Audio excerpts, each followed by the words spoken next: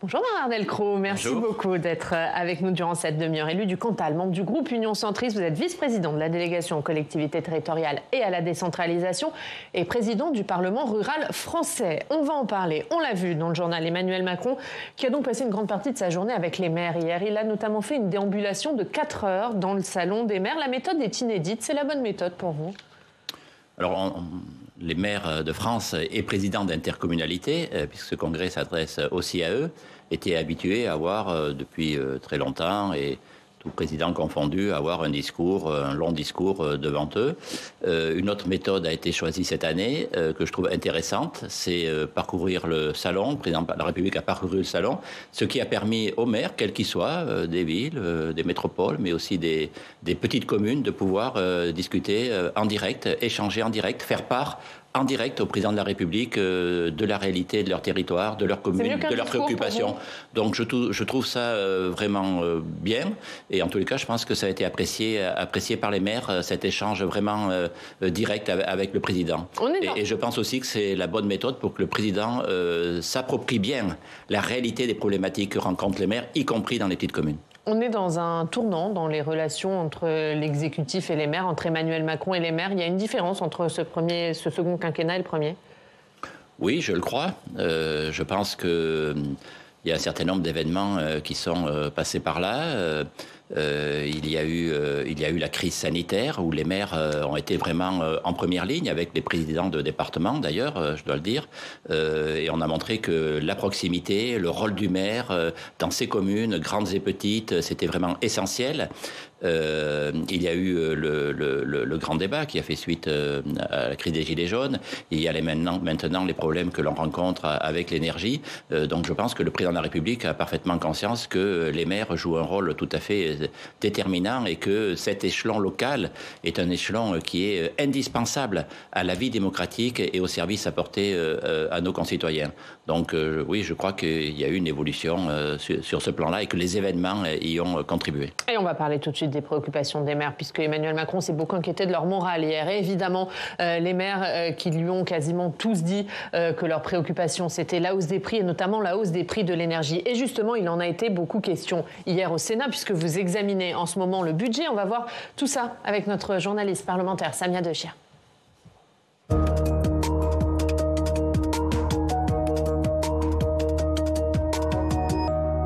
Bonjour Samia. Bonjour Oriane, bonjour Bernard Delcros. Bonjour. Et Samia, vous avez donc suivi l'examen du budget hier au Sénat avec un temps fort, le vote de la revalorisation de la dotation pour les communes. Oui, les sénateurs ont introduit une augmentation plus importante que prévu de la DGF, la dotation globale de fonctionnement. C'est en fait l'enveloppe que l'État verse chaque année aux collectivités locales et donc aux communes.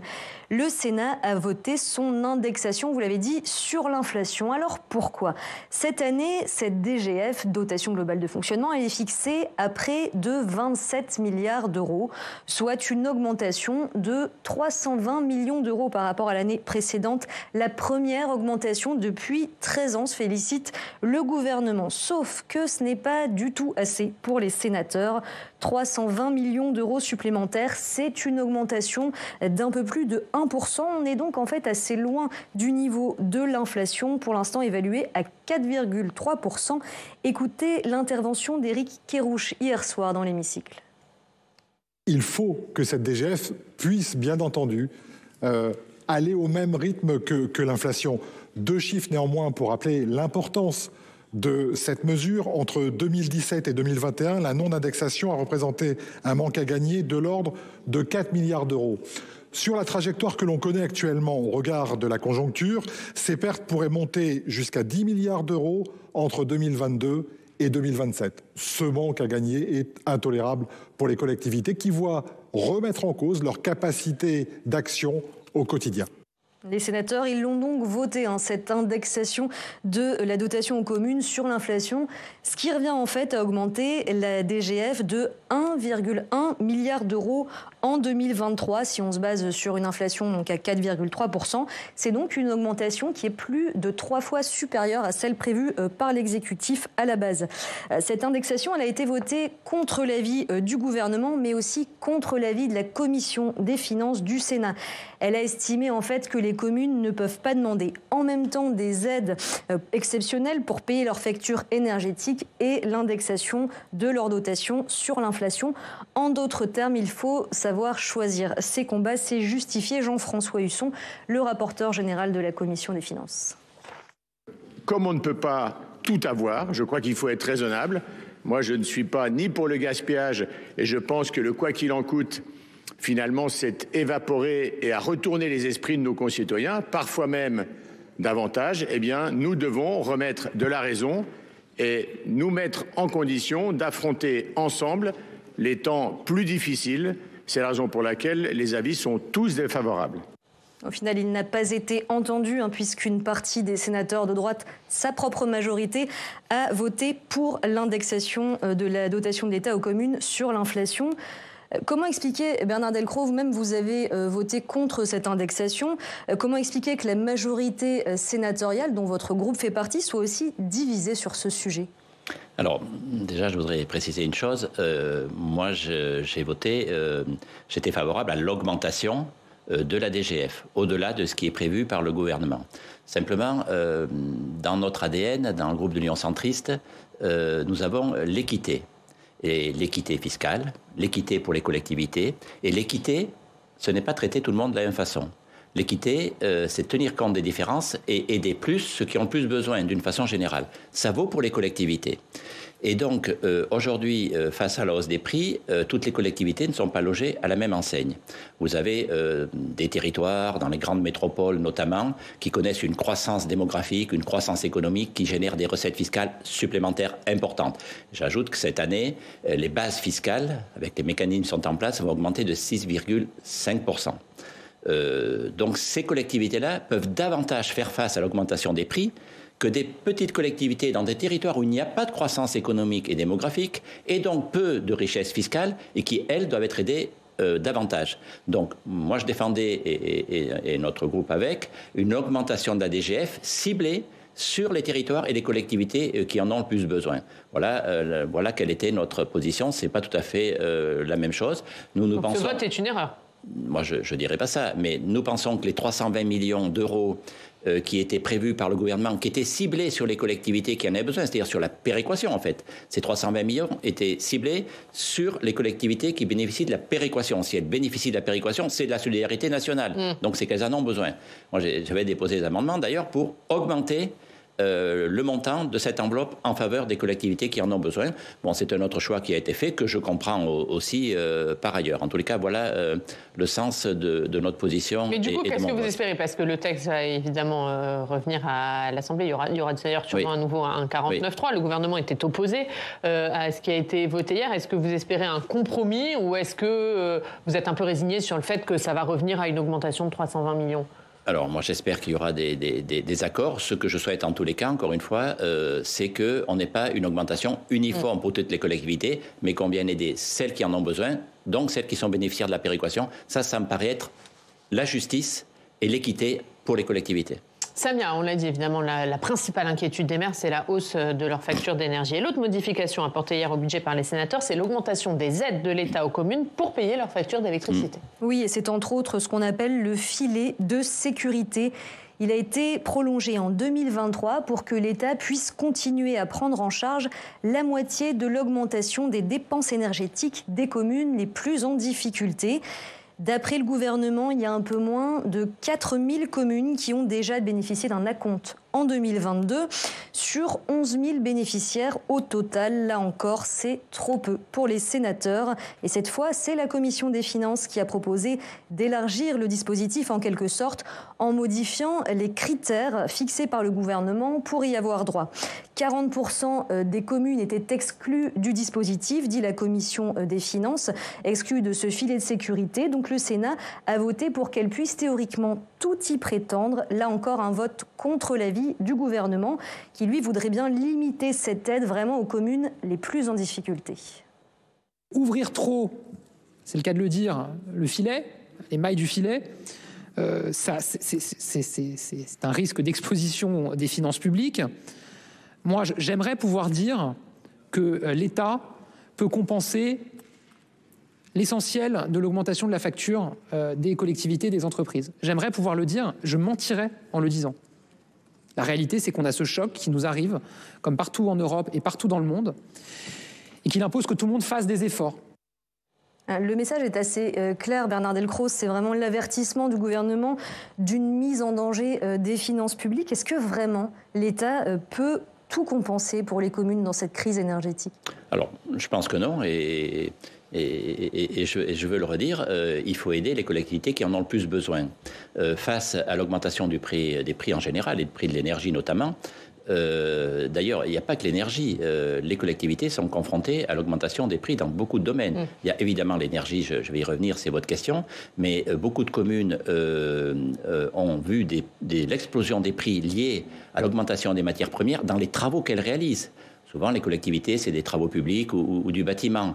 Explosion des prix, des augmentations de 30 à 40% entre les estimations qui ont été faites au moment où ces collectivités ont demandé leurs subventions et le résultat des marchés publics. Il y a les produits alimentaires pour la restauration scolaire. Donc c'est un sujet très important. Et là, franchement, je pense qu'il faut que l'État accompagne fortement, encore une fois, ceux qui en ont le plus besoin. Je pense que c'est prioritaire. Et donc, il y a 3 dispositifs qui vont aider les collectivités dans le budget de 2023. Et je reviens sur ce qui a été voté hier. Il y a, pour les petites collectivités et les tarifs réglementés, un plafonnement de la hausse de l'électricité.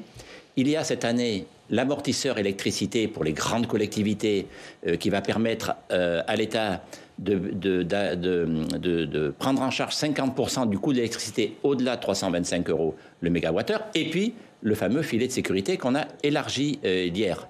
Et ce filet de sécurité qu'on a élargi, il ne va pas s'adresser à toutes les collectivités. Là aussi, on s'adresse aux collectivités qui en ont le plus besoin. On compare l'augmentation du prix de l'énergie, pour faire simple, aux recettes de fonctionnement et à l'augmentation des recettes de fonctionnement des collectivités. Si l'augmentation des recettes de fonctionnement des collectivités est suffisante pour absorber l'augmentation du prix de l'énergie, la collectivité l'aura à sa charge. Si ces recettes ne sont pas suffisantes, l'État vient aider. C'est un bon dispositif et moi j'ai défendu, d'ailleurs nous avions notre groupe un amendement identique à celui du rapporteur général, j'ai défendu l'élargissement du filet de sécurité. Ça ne veut pas dire que toutes les collectivités en bénéficieront. Sur ce texte, est-ce que ça ne divise pas un peu la majorité sénatoriale? Samia a parlé aujourd'hui de la dotation globale de fonctionnement, où il y a eu des divergences entre centristes et républicains, vous nous en avez parlé. Pareil sur la suppression de la CVAE, la cotisation sur la valeur ajoutée des entreprises. Les républicains étaient pour un report d'1 an, les centristes étaient pour la suppression de la suppression, puisque c'est ce qui est envisagé par le gouvernement. Il y a de la friture sur la ligne. Pourquoi ces divergences? Alors, sur la question de la DGF, nous, on était en accord avec la position du rapporteur général de la Commission des finances. Sur la CVAE, alors, vous savez, l'ADN des centristes, c'est pas la discipline avant les convictions. Donc, on a des convictions, on les défend, elles convergent parfois avec certains groupes, tant mieux, mais en tous les cas, on défend nos convictions. Et donc, effectivement, il y a eu 2 points de divergence sur des sujets importants du budget, la CVAE et la contribution exceptionnelle sur les super-profits. Voilà. Et notre position sur ces 2 sujets, elle est simple. Sur la CVAE, la suppression de la CVAE, qui est un impôt de production, qui était d'ailleurs un engagement du président de la République, nous ne sommes pas opposés au principe. En même temps, il faut replacer ce sujet dans le contexte d'aujourd'hui, d'une situation financière qui est quand même compliquée pour l'État, de la nécessité de redresser les finances publiques et surtout des dépenses supplémentaires que doit faire l'État, on vient d'en parler, pour soutenir les collectivités, les entreprises, les ménages face à l'augmentation des prix. Donc, il nous semble que le moment n'est pas opportun pour supprimer la CVAE. Je rappelle et retarder d'1 an, du coup, c'était pas le bon compromis. Je rappelle que la CVAE, c'est 8 milliards. Que le gouvernement, dans un premier temps, avait prévu de la supprimer en totalité cette année, que compte tenu de la situation et de ce que je viens de rappeler, il avait choisi finalement de le faire en 2 temps, 4 milliards cette année, 4 milliards l'année prochaine. Nous pensons que ce n'est pas opportun et qu'il faut d'abord faire face à la crise, à l'augmentation des prix, redresser les finances et regarder ensuite cette question des impôts de production. Effectivement, c'était un point de différence avec certains groupes, pas avec tous. Et puis, nous avons eu la question sur la contribution exceptionnelle sur les super-profits. Là aussi, c'est une mesure d'équité. C'est une mesure de justice, c'est une mesure de solidarité nationale. C'est aussi, attention, un message qu'on envoie aux Français. Alors qu'on demande aux Français de faire des efforts considérables face à l'augmentation des prix, notamment de l'énergie, eh bien, moi je trouve tout à fait légitime, juste, équitable qu'on puisse taxer les très très grandes entreprises. Ça ne concerne pas les petites entreprises, les très très grandes entreprises qui font des profits considérables, exceptionnels, liés à la crise. C'est une simple mesure d'équité et encore une fois, c'est dans l'ADN du groupe centriste. Merci Samia, merci beaucoup d'avoir été avec nous. À tout à l'heure dans le club, vous revenez avec nous dans moins d'une demi-heure. On va aller chez vous, on va aller dans le Cantal justement, voir l'actualité. On va retrouver Pierre Reynaud, directeur départemental de l'édition du Cantal du journal La Montagne. Bonjour Pierre, merci beaucoup d'être avec nous, avec vous. Bonjour. On revient justement, puisqu'on était en train d'en parler, sur l'envolée des prix de l'énergie. Alors, on a parlé des collectivités qui sont touchées, mais vous allez aussi nous parler des entreprises. Eh oui, on va rester dans le sujet de la flambée des coûts d'énergie. On a consacré dans l'édition du jour 2 pages aux factures très salées, mais là on s'est intéressé, nous, aux entrepreneurs du Cantal. Les crises s'enchaînent pour eux et l'instabilité devient la norme. On a rencontré plusieurs entrepreneurs de notre territoire. Il y en a un qui nous disait, notamment Olivier Tay, qui est le gérant de Mecatay, une entreprise qui fabrique des machines industrielles automatisées au sud de Riac. Sa phrase est assez forte, c'est entre la pénurie de composants, les carnets de commandes qui s'écroulent et l'énergie qui flambe. Pour entreprendre aujourd'hui en France, il faut être fou. Il a pourtant, lui, intégré des panneaux photovoltaïques sur une partie de la toiture de ses bâtiments pour essayer d'alléger la facture énergétique. L'avenir est tout aussi incertain pour Emmanuel Hébrard, à la tête aussi d'une entreprise, mais lui de taille de pierre de Bouzantès, installé de l'autre côté du département, à Villedieu, qui n'entre pas, lui, dans les critères pour être éligible aux aides de l'État. Alors, ma première question, monsieur le sénateur du Cantal, c'est quelles solutions de court terme pourraient alléger leurs factures et répondre à l'urgence de la situation? Allez-y, monsieur.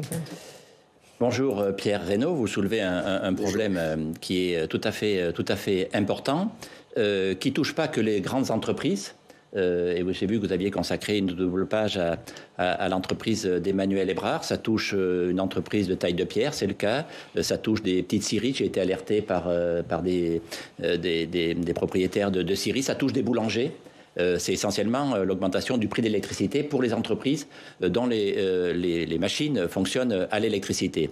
C'est vrai qu'en 2022, il n'y a pas eu de dispositif, de mon point de vue, suffisamment efficace pour accompagner ces entreprises. Alors, ce qui est prévu en 2023, qui nous paraît vraiment aller dans le bon sens, c'est que pour l'ensemble des entreprises, il y aura un système de plafonnement, en quelque sorte, si je peux dire, dès lors que le mégawattheure dépassera le prix du mégawattheure dépassera 325 €, l'État prendra en charge 50% du dépassement.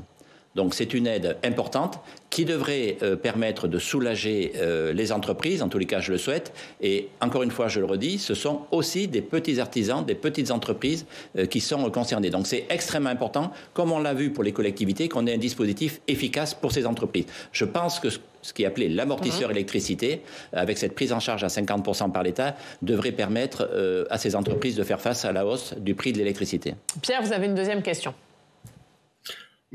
Monsieur le sénateur, vous venez d'évoquer une scierie. La deuxième question va tourner, pas forcément à travers une scierie, mais je vais prendre l'exemple d'une scierie.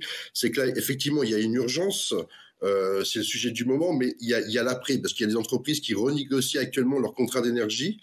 Donc nous, on s'est rapproché des dirigeants de la scierie Forestera, que vous connaissez à Vabre, et elle qui évoque un prix d'électricité qui sera 8 fois plus cher en 2023, en la comparant à celle de 2021, avec des impacts très lourds sur la rentabilité. Il ne faut pas s'attendre à des miracles. Cette phrase, c'est celle des entrepreneurs du Cantal qui accueillent modérément les mesures d'aide sur l'énergie. Alors, comment les aider durablement, ces entreprises, à faire face à cette nouvelle crise qui s'ouvre à eux? Alors, il y a deux sujets dans ce que vous évoquez. Il y a l'augmentation des prix d'électricité à travers les contrats, où il y a un sujet à traiter sur le moyen et le long terme sur les prix d'électricité. Je ne reviens pas sur le mécanisme, mais il y a un mécanisme qui est quand même assez curieux. Mais là, l'important, c'est d'aider ces entreprises dans l'urgence. Et je le redis, les dispositifs en place pour les entreprises en 2022 n'étaient pas à la hauteur des besoins, mais à partir du 1er janvier 2023, donc on y est, il y aura une prise en charge à hauteur de 50% pour toute la dépense d'électricité dès lors que le prix du mégawattheure dépasse 325 €. Donc je pense honnêtement que, en tous les cas, c'est une mesure que nous soutenons au Sénat. Je pense que c'est de nature à aider ces entreprises. Donc si le prix est multiplié par 7, en réalité, d'augmentation de l'électricité, il ne sera pas multiplié par 7 pour l'entreprise. Et l'État prendra en charge 50% de la hausse dont j'ai parlé. Après, il y a un sujet à régler à plus long terme sur pourquoi l'électricité augmente trop. Comment se fixe le prix de l'électricité? On sait que c'est associé à des tarifs de gaz et autres, mais c'est un sujet qui dépasse la France. Donc cette question-là, il faudra la traiter. Mais l'urgence, c'est dès le 1er janvier de pouvoir accompagner ces entreprises pour réduire finalement leur facture d'électricité. Merci Pierre Reynaud, merci beaucoup d'avoir été avec nous. On regarde la une de La Montagne dans son édition du Cantal, prix de l'énergie, facture trop salée. C'est à la une de votre journal. Merci Pierre Reynaud, à très vite. On va parler du Parlement rural français, hein. Vous en êtes le président. En un mot, qu'est-ce que c'est? Alors le Parlement rural français, les membres du Parlement rural français, ce sont des acteurs au quotidien du territoire rural. Et ce qui fait la richesse du Parlement rural français, c'est qu'il y a bien sûr des élus, il y a des parlementaires, il y a des collectivités, mais ce ne sont pas seulement des élus. Beaucoup d'associations et de fédérations nationales qui, au quotidien, agissent dans la ruralité, comme Maison familiale rurale, on est sur la formation, Famille rurale, où on est sur l'accompagnement des familles, de la jeunesse, l'UMI, où on est sur la question économique des commerces, des restaurants, des bars, de l'hôtellerie. Et puis, il y a aussi des universitaires, des chercheurs, des géographes. Donc, finalement, un ensemble d'acteurs qui vit dans la ruralité, qui agit au quotidien dans la ruralité, mais dans une diversité de champs, en quelque sorte, et c'est ce qui fait la richesse du Parlement rural. Et vous allez rencontrer le ministre dans les prochaines heures. Les ministres, j'ai envie de dire, puisqu'il y a également une ministre spécifiquement en charge de la ruralité. Qu'est-ce que vous demandez au gouvernement? On en est où de l'agenda rural d'Édouard Philippe? Alors, effectivement, nous allons non seulement rencontrer les ministres, mais nous organisons une session du Parlement rural demain matin, au ministère d'ailleurs, dans une salle qui sera aménagée. Donc on aura une délégation d'environ 70 membres afin de permettre à toutes nos fédérations de pouvoir interagir en quelque sorte directement avec les ministres concernés, Christophe Béchu et Dominique Faure. Et ce que l'on demande pour la ruralité, il y a eu l'agenda rural première génération, si je peux dire, qui a été quand même une belle étape franchie, c'est-à-dire vraiment la prise en compte des problèmes ruraux. Il y a eu la nomination d'un secrétariat d'État à la ruralité avec Joël Giraud, puis maintenant Dominique Faure. C'était une première dans l'histoire de notre République, donc il y a eu des avancées. Mais on voit que cette étape étant franchie, et elle était importante, il faut aller plus loin. Et donc ce que l'on demande, c'est un plan d'ampleur en faveur de la ruralité, autour de 3 piliers, les services. C'est la priorité, parce que les services, c'est le critère d'attractivité de la ruralité, l'accès à la santé, l'accès à l'éducation, la mobilité au numérique, etc. Je n'y reviens pas. Il y a un deuxième pilier autour des collectivités locales, parce que les collectivités locales en territoire rural, elles doivent porter le développement pour réussir la mutation des territoires ruraux et arriver à notre objectif de rééquilibrer les populations sur le territoire national. Et puis un troisième pilier autour du soutien au commerce, à l'artisanat, à ces petites entreprises qui font le maillage des territoires ruraux. Et donc nous allons les uns et les autres demain échanger avec les ministres sur ces perspectives pour la ruralité, ouvrir des perspectives pour la ruralité, pour les jeunes, pour les familles qui viennent s'installer, et pourquoi pas, et c'est ce que je souhaiterais à titre personnel, et en tous les cas, nous porterons ce message. Et pourquoi pas une grande loi d'orientation et de programmation pour la ruralité, pour franchement avoir une vision et donner des perspectives à la ruralité et aux gens qui veulent y vivre. Et on verra demain quelle est la réponse du gouvernement. Merci beaucoup Bernard Delcros d'avoir été notre invité ce matin. Dans 20 minutes, dans le Club des Territoires, on reviendra longuement sur cette journée d'Emmanuel Macron hier avec les maires. 4 heures, porte de Versailles, et la réception de 1000 d'entre eux à l'Élysée. On va en parler, mais on va en parler tout de suite avec l'invité qui vous succède. C'est Mickaël Delafosse, le maire de Montpellier.